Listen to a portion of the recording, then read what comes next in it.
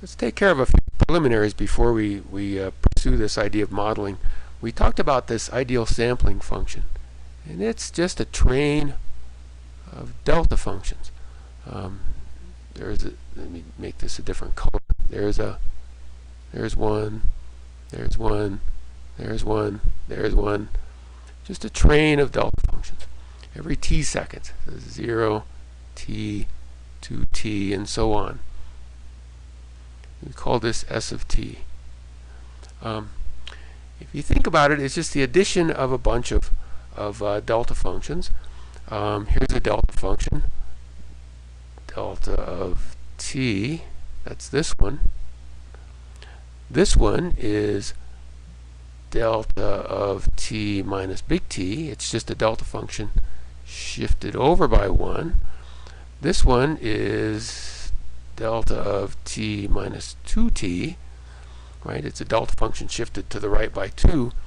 And so we can easily write S of t, the sampling function, as just a sum, and going from minus infinity to infinity. It's an infinite train of these delta functions. Delta of t minus n big T. Where again, t is a sampling interval, and it's just inversely related to the sample frequency. Well, what's the spectrum of this? You might imagine that this is a periodic signal, so it's got harmonics and it's got a Fourier series. Without proof, I'll give you the answer. We could easily find the Fourier series of this, but I'm going to write it in a funny way. Its Fourier transform is 1 over t times the sum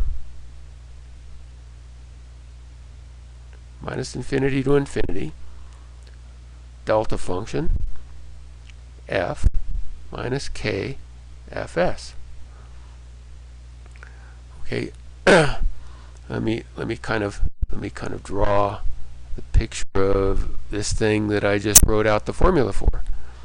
The Fourier transform is another train of delta functions. I might as well make it red as well.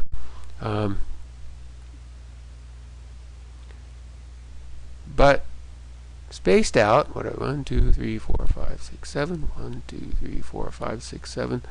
But the delta functions are spread out differently. Okay, so these have a height of 1 over t. Those are the Fourier coefficients, and these delta functions are spaced at 0. There's delta of f right there. This is the f-axis. This is delta of, this is 1 over t delta of f minus fs, so it's a delta function shifted to the right. Oh, and this is 1 over t there. So this is a delta function at fs, this one's at 2fs, etc. So here's the spectrum of the ideal sample function. So a couple of remarks are in order. First is that S of t is clearly periodic, so it has a continuous time Fourier series. The new idea is that we're showing S of t having a continuous time Fourier transform, and that's not something our book has discussed much. But if we allow the existence of delta functions, we can write the Fourier series as a Fourier transform, where these delta functions now can carry a little quanta of energy. Well, that's something we're not going to worry about, but it kind of makes sense that we're going to have harmonics at fs, 2fs, 3fs, and so on. Okay, so new idea is that this has a Fourier transform, and that's important because we need to know how we're going to use this idea of modeling the sampling system and look at the spectrum. So we need to know the spectrum of the sampling function. All right, well, with that out of the way, let's look at our model of sampling.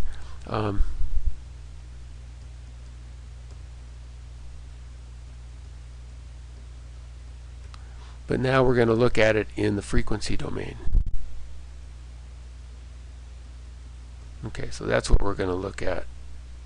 Now, we have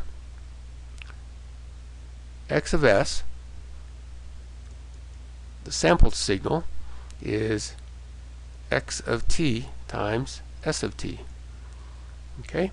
We should remember by now that multiplication in one domain is convolution in another domain. So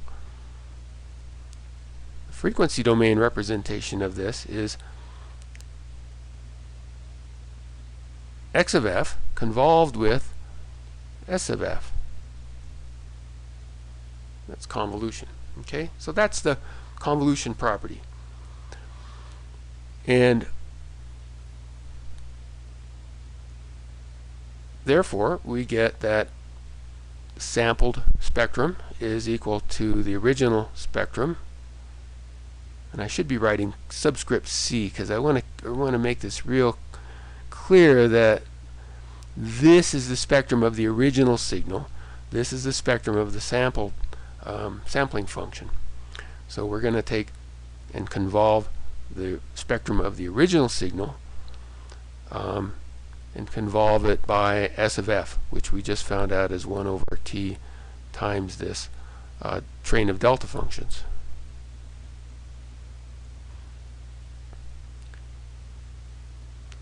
And if you remember the sifting property,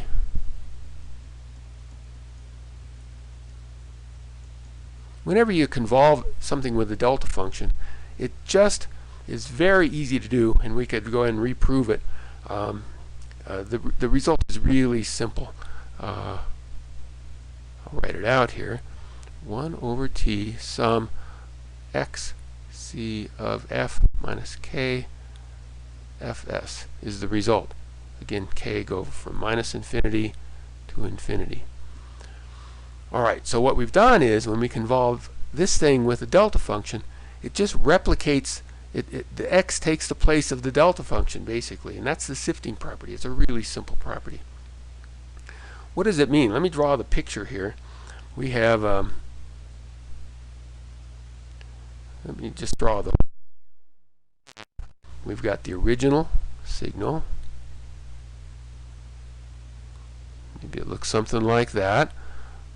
That's x sub c, and we're multiplying it by, I'll draw a circle around it, so that's a multiply, not an x. And this is s of t. This is the time domain representation. Right, this is s of t. And equals, this is what we did on the previous page. We get something that has the right envelope, but now it's represented by a train of delta functions. Okay, so this is x sample. All right. Well, let's look at this in the transform domain. Let's just propose that the Fourier transform of the continuous time signal x c of f looks like this. Okay, maybe I'll give it an amplitude of a. This sort of generic picture of something. And it has some highest frequency b, and this is in hertz. Okay, so just some arbitrary. Obviously, that doesn't really transform into that, but we'll say it does for now. And now we're going to be convolving, right, this convolution thing. We're going to be convolving it against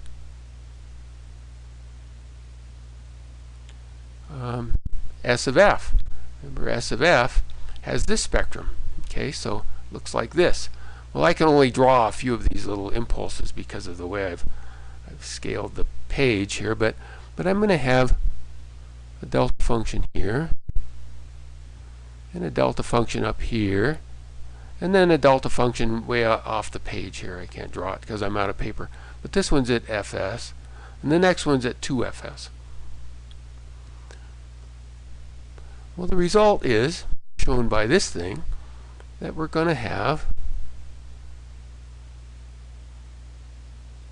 when k is 0, we just get the original spectrum, xc of f, and it's going to look like this. But now it's scaled by t, so it has, instead of a, it's remember these are 1 over t, so this is a over t in terms of heights. And then there's going to be another one here at fs, and so on. And these are going to repeat in both directions.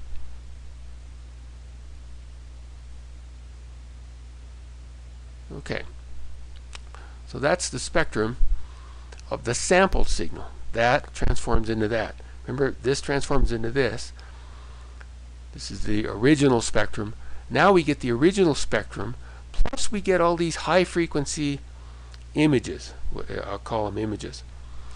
Alright, a few notes before we end this part. We have a periodic spectrum, as expected. Right, this is periodic. It repeats at 0, fs, 2fs, 3fs, and as negatively as well.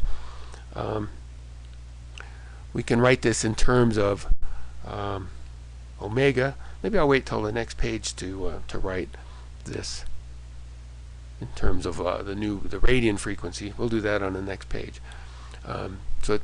So you can kind of see where we're headed with this.